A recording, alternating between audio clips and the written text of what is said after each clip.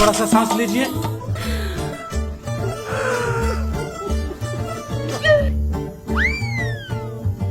और सांस लीजिए। छोड़िए। फिर से लीजिए। डॉक्टर साहब रहे दिन तो ब्लाउज के बटन टूट जाई। देखिए योर वाइफ इज वेरी गरम। ए हमार लार इंग्लिश झरले बा जौन बोले एक बार तो हिंदी भोजपुरी में बोला। गांव देहात में क्लिनिक खोल दे के बा अंग्रेज के दादा बनल बरन। देखो तोहर मेहरारू बहुत गरम बाड़ी। 104 डिग्री पार बुखार बा। इनका सलवार में तलवार घुसा के ठंडा करे के पड़ी। अरे कुत्ता जैसे घुघिया कह रहे हैं। हमारे कहने का मतलब है कि आपके नारी का साड़ी सरका के सुई घोंपना पड़ेगा। ए जी तनका सुनी बुखारे न बा 10 रुपया के दुकान से दवाई ले आएम तो हम खा लेम तो ठीक हो जाएम। बाकी हम सुइया ना लेम, हमरा बड़ा डर लगेला।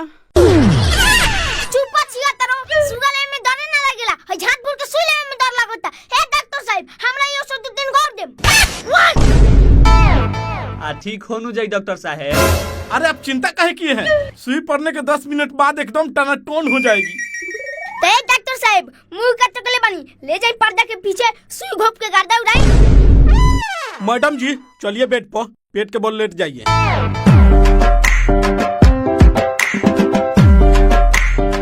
भैया तू भौजी के लिए कहियो हम जाता नहीं बकरी के बहवाई ले जाए के बा। आ ठीक बा जो।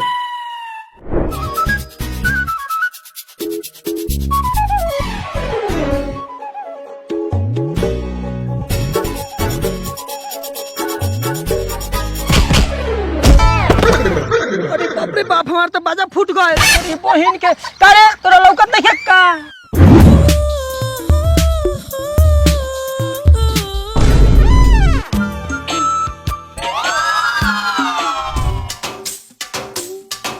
तोरा के चोट नहीं लगलक ह? चली डॉक्टर कन। गलती से हो गलक। आई बैठे।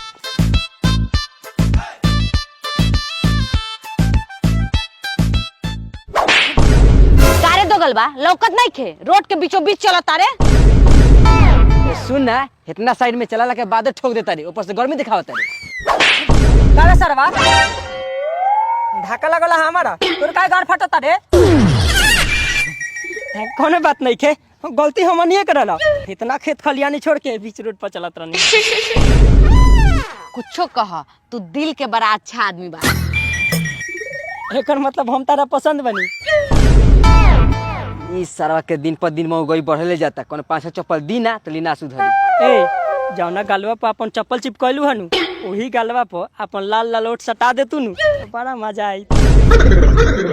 ठीक बा अपन गाल हेने दा। ठीक भल सरवा के एका साथे ये होके चाहिए।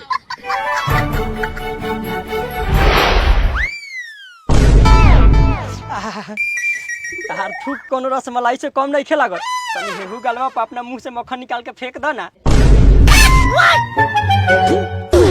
हाँ हाँ अपना हाथा पे गवाइए लो फ्रिज में रख के खई ह। दोगले साहब आज के बाद मिल गला ना तो मार के टंगरी तोड़ दे। भाग।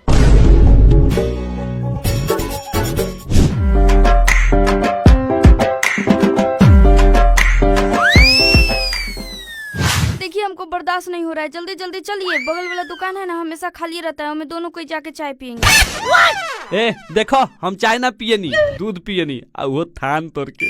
अरे चलिए ना जोन चाहे तोन भी मिलेगा। ए हमरा दूध दही ना कुछ और चाहिए। अच्छा चलिए ना जोन चाहे सो मिलेगा। ए हटिए होने हम के हमर मेहरारू चाहिए। आधा घंटा से पर्दा के पीछे लगल बा काजन कौन सुई देता हमरा बुझाते नहीं।